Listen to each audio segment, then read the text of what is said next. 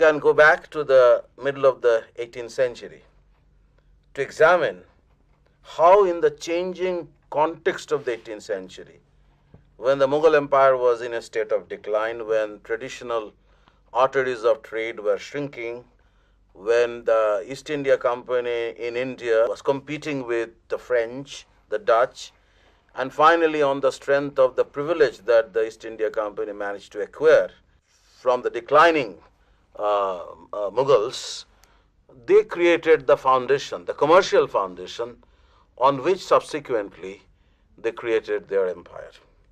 So as we try to explain the origins of British imperialism in India, we have to bear in mind three critical points.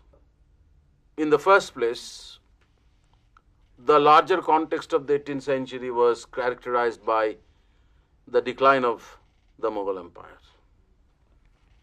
And certainly, this had a bearing on the way the Europeans were becoming very powerful.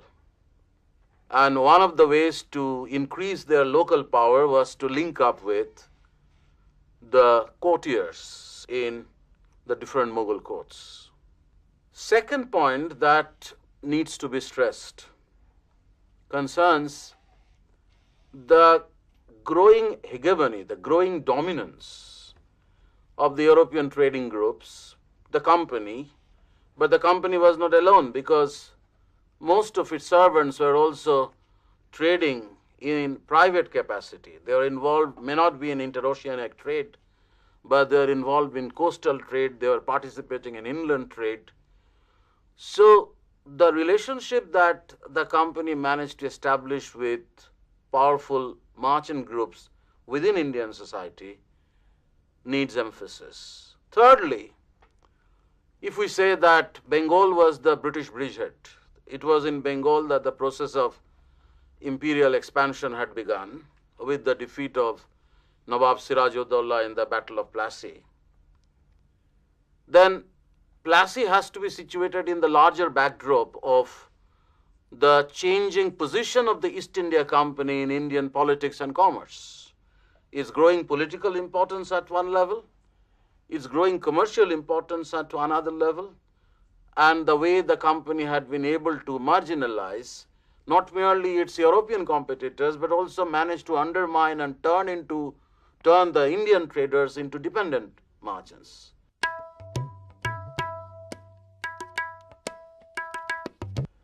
There has been a tendency among some scholars to argue that if you are looking for the roots of imperialism, you look at the way empire was being created.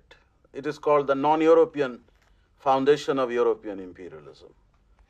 And obviously, it implies the kind of connection that the East India Company or the other European companies were establishing with Indian people, merchants, courtiers, soldiers, and it was on their support that they were able to create their empire. So this is one kind of argument, which is emphasizing the kind of support and collaboration that the Europeans were receiving from Indian society. So you have the main protagonist of this argument in a scholar like Christopher Bailey, who has recently, a couple of decades back, of course, written a book called Indian Society and the Making of the British Empire. Obviously, the title is very suggestive that if you are looking for the creation of empire, you have to look at the Indian society. Now, this kind of emphasis on the way the Indians were contributing to the making of the empire, in my assessment, is somewhat misplaced, because in the end, the territorial empire that the English were able to create had behind it the dynamic of commerce. I mean, they came here to trade, and in order to maximize their profits from trade, they wished to create a territorial base, partly because of the privileges that they were going to derive out of political control, partly because of the kind of control that they came to establish on revenue. And revenue began to be used for trading purposes, something which in the 18th century language was called investment. But let us first look at the 18th century. What was the kind of change that was taking place in the 18th century that would eventually uh, open the ground for the Europeans to intervene, particularly the British.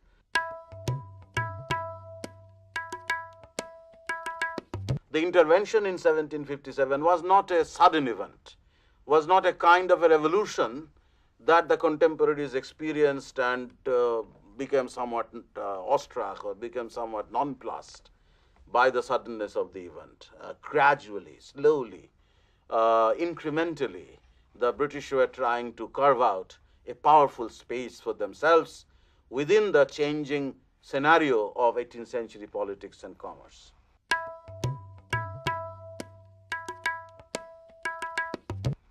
So if you look at the 18th century, it was the story of the poignant story of the decline of the Mughals. And as the empire declined, regional states were formed.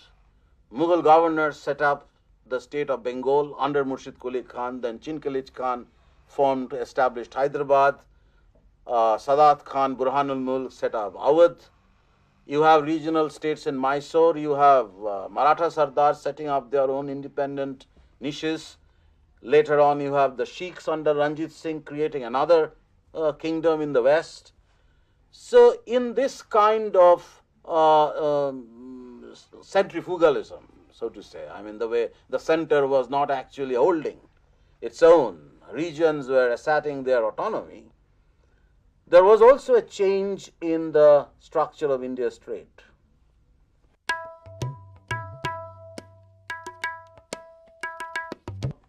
India's maritime trade was concentrated in West Coast in Mughal time. Surat was the main port, which was linked with Hormuz and Aden in West Asia, and there was a flourishing coastal trade from Surat to the south, to Calicut, to Cambay, and via Calicut and the tip of the peninsula, ships moved along the coastline towards the east. But the critical link point was the west coast of India, but Surat declined. Sir, why do you think that the preeminent port of Surat declined? The decline of Surat had been determined by political factors. You know, 18th century was a period when not merely the Mughals declined. You have almost simultaneously, you have the decline of the Safavids in Iran, the decline of the Ottomans in Turkey. You have political troubles in Yemen. You know, Yemen, Muscat and Aden were very close to Yemen. So you have a kind of an overall troublesome situation in the entire region. And the major difficulty that the port of Surat began to face came from the way its link with the Indian hinterland began to be snapped. Because Surat was the kind of an arthropod, the central Mughal port. Large ships owned by the emperor, by imperial nobles, sailed towards West Asia. And it was a kind of an emporium collecting commodities from Benares, from Bengal, from northern India, from Lahore. So from all over the different parts of Mughal Empire, commodities used to pour into Surat to be taken to other places by the large ships of the emperor and the nobles. But when political troubles in North India in the course of the 18th century snapped its link with the hinterland, Surat began to decline. The arteries began to atrophy. It is in this context the interest of the East India Company, which as you know was located mainly initially in Surat, the interest began to be refocused towards the east. And it is in this context then that one has to study the kind of interest that the East India Company began to develop in Bengal and in Calcutta.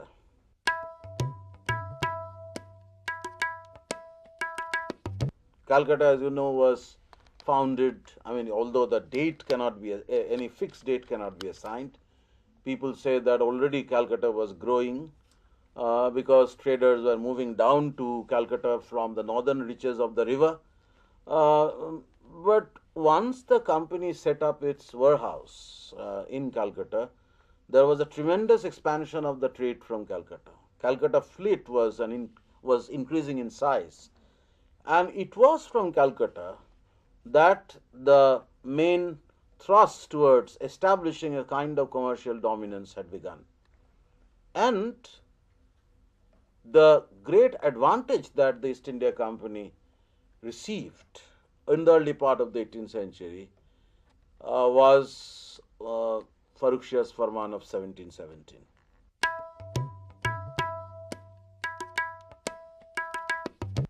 It gave the company exemption from customs and inland duties, something that one of his predecessors, Shah Shuja, had already given in 1650, but the company still had to pay a certain amount of money to the imperial treasury.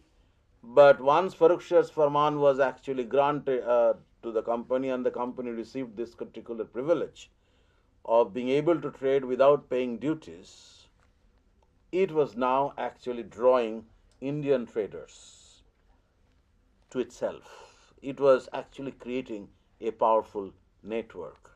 It was turning these Indian traders into dependent traders. Boats which carried commodities from Calcutta to North Indian riverine ports, invariably Indian traders would allow the English boats to carry their goods because they don't have to pay anything by way of taxes.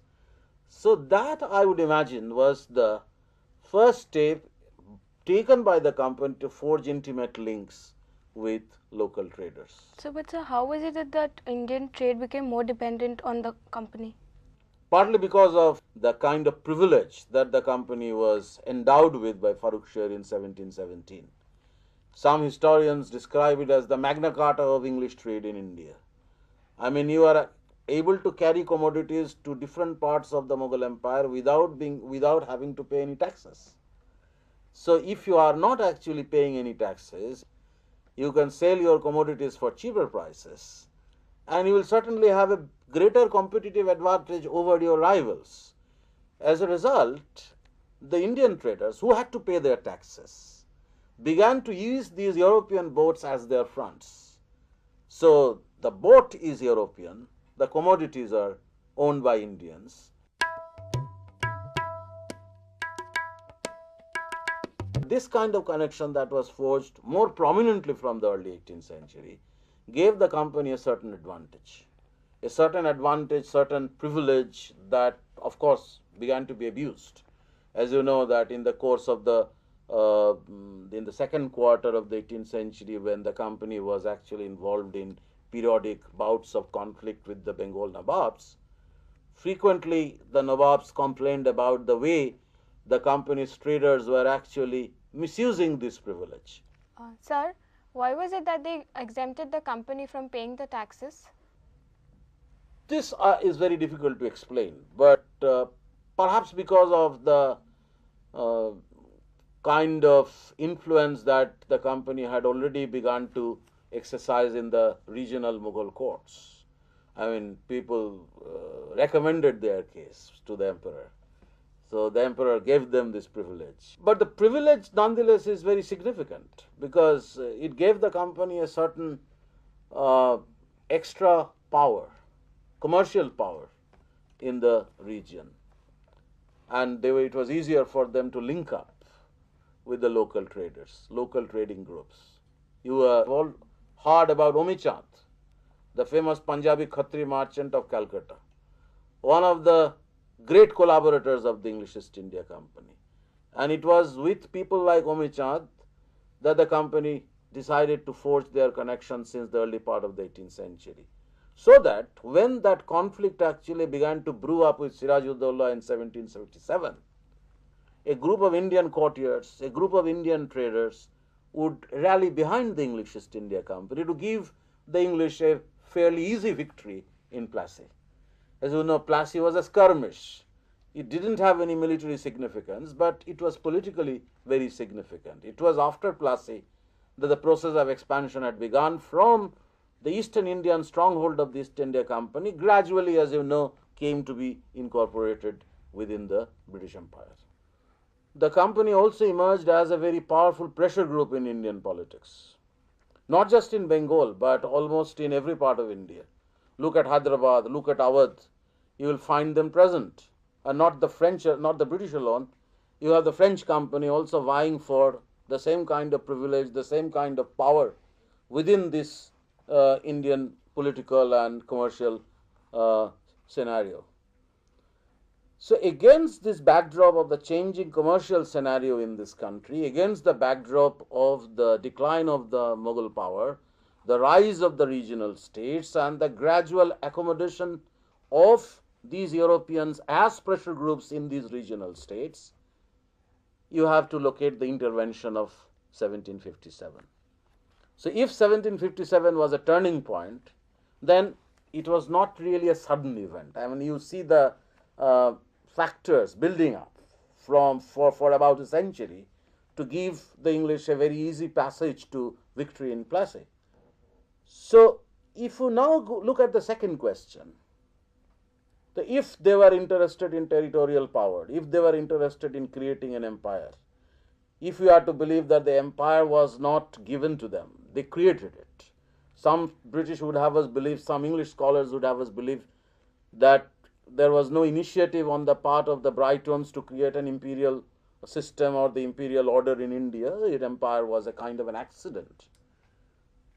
But this position is invalidated by the story of how the company very deliberately became involved in local politics in order to carve out a space, not just a commercial space, space that they had been enjoying from an earlier time, with privileges, but also political space. And this, I believe, had something to do with investment. It's linked with commerce, but it's a problem of investment.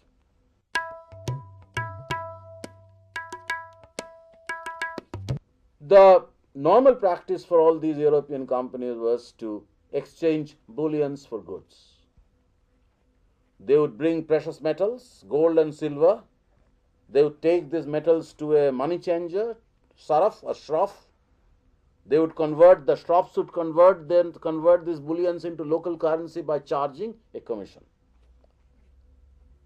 But sometime around the middle of the 18th century, maybe a little earlier, these European monarchies were now very reluctant to allow this kind of drain of wealth to Asia, on the ground that such depletion of wealth from Europe or from their own countries would actually make them vulnerable militarily.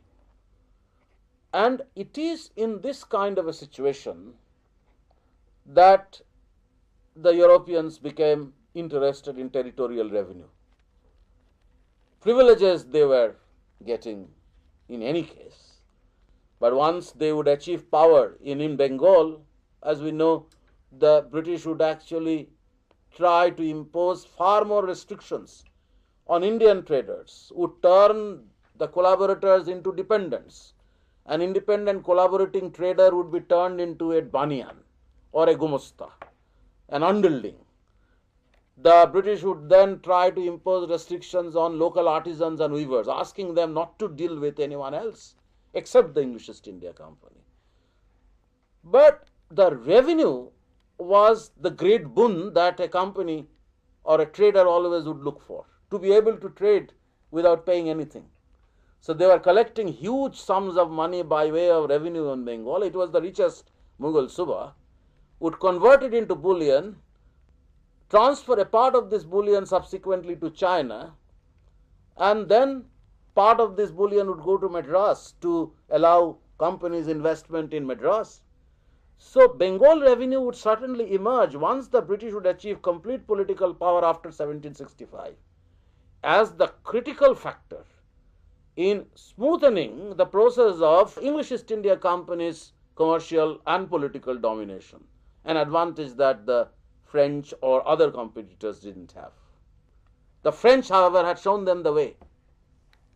It was from the French that the British learned this strategy of establishing some control over territorial revenue by carving out a space. You are maybe familiar with the conflict between the French and the British in India. The French attacked the British settlement in 1746, and once they were able to prove their prowess, rival contestants for the throne of Carnatic and Hyderabad looked for their support, French support. So you have the English East India Company propping up certain people, Muhammad Ali Walaja as their candidate in the Carnatic. The French propped up someone else, Chanda Sahib, but the issue was settled in their favor, in favor of the British. When Muhammad Ali Walaja was installed as the Nawab of Carnatic, and in return, the British received a lot of privileges. Sir, this clash between the British and the English, was it only Between the French and the sorry, English, I mean. British and the French, was it for the like domination over India? I mean, was it only that reason? Partly so, but you know, it had a European story as well, because in the 1740s, as you know, the French and the British were clashing in different parts of the world as well, in Europe, in Americas. So in a way, the clash between the English and the French in India was a reenactment of that conflict, that European conflict. But as I was just explaining to you, that it had an Indian dimension as well. That Indian dimension came from the involvement of both the British and the French in local politics, trying to prop up their own proteges as rulers of local kingdoms or principalities which had emerged on the ruins of the Mughal Empire. The case of the Carnatic I have just cited, but the fact of the matter is that why were they trying to prop up somebody as a local ruler, whether in Carnatic or in Bengal?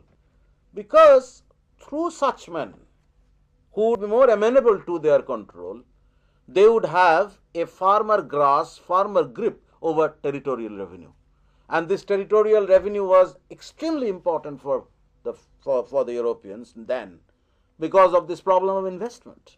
So if you look at the way the agreement was reached between Muhammad Ali Walaja and the British, you see the kind of abiding interest of European companies in territorial revenue.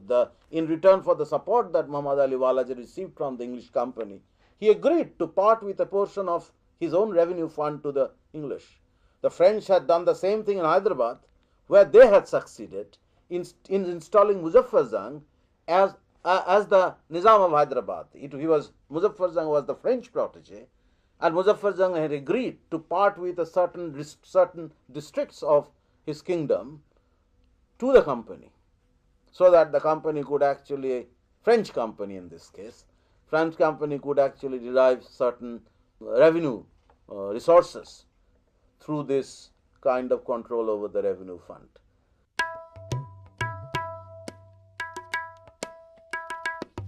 In Bengal, you can see what happened after 1765, or even after 1757.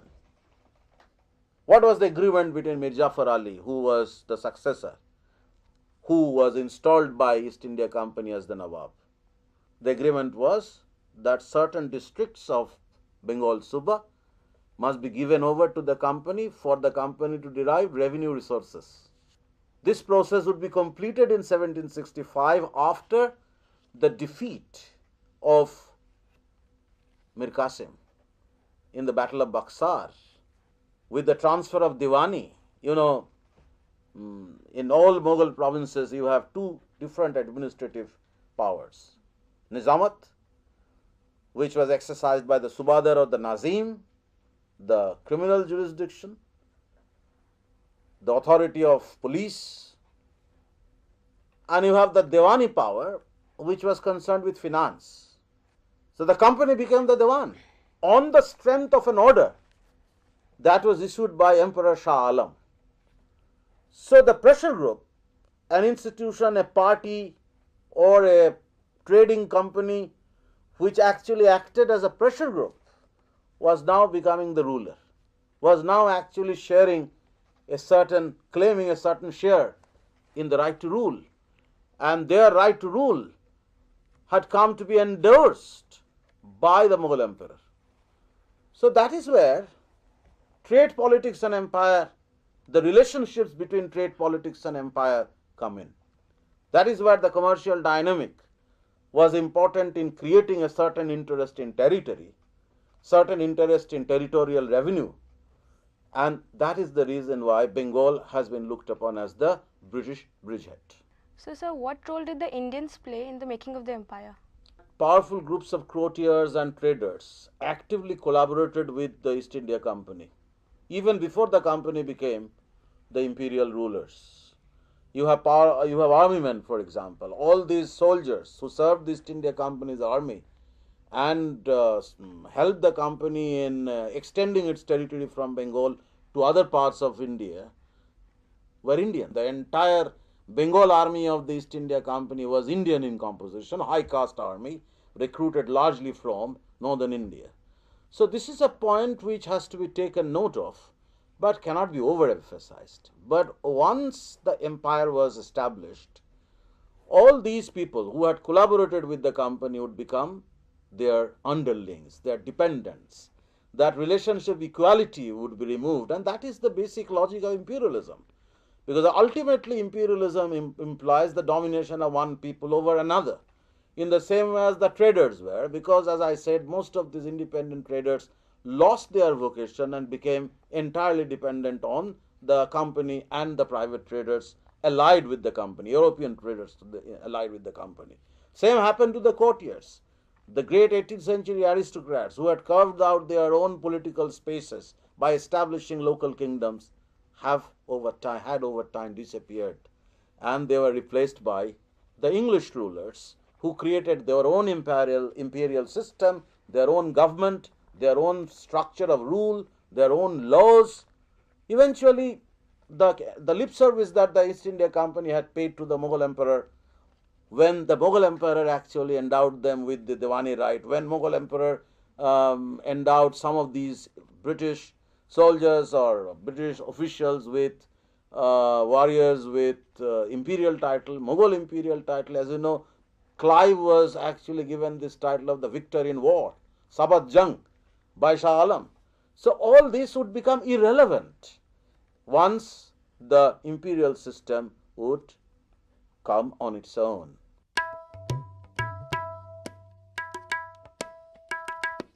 So I am certain that in this episode you have seen how the empire or the foundations of the empire were laid out by the British from an earlier time than the military victory of Plassey. But once they became firmly entrenched in Bengal, they would begin to move in other directions militarily. They would turn Awadh into a satellite, they would turn Hyderabad into a satellite, they would turn their dominion in Bengal into the dominion of India. So, on a later occasion, we are going to examine the political and the military process through which the dominion in Bengal would be gradually turned into the dominion of India.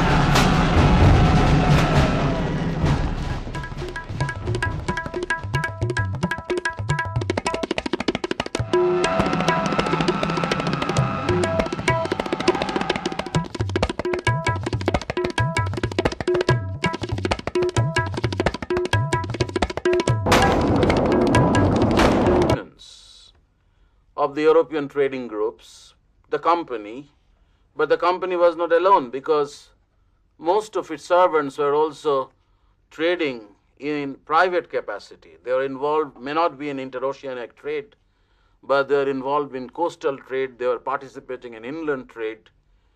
So the relationship that the company managed to establish with powerful merchant groups within Indian society needs emphasis. Thirdly, if we say that Bengal was the British bridgehead, it was in Bengal that the process of imperial expansion had begun with the defeat of Nawab Siraj-ud-Dawla in the Battle of Plassey. Then Plassey has to be situated in the larger backdrop of the changing position of the East India Company in Indian politics and commerce.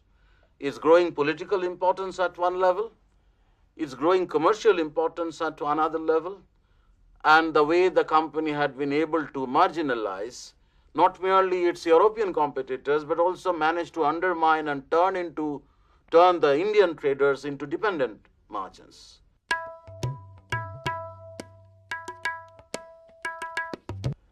There has been a tendency among some scholars to argue that if you are looking for the roots of imperialism, you look at the way empire was being created. It is called the non-European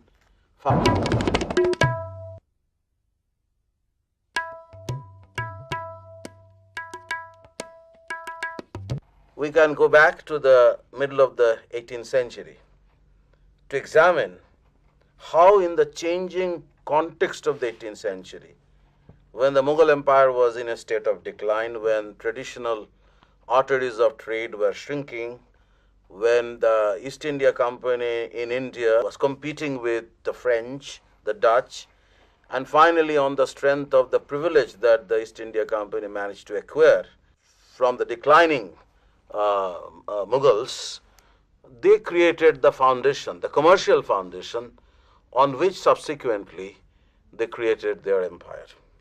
So as we try to explain the origins of British imperialism in India, we have to bear in mind three critical points. In the first place, the larger context of the 18th century was characterized by the decline of the Mughal Empire. And certainly, this had a bearing on the way the Europeans were becoming very powerful. And one of the ways to increase their local power was to link up with the courtiers in the different Mughal courts. Second point that needs to be stressed concerns the growing hegemony, the growing dominance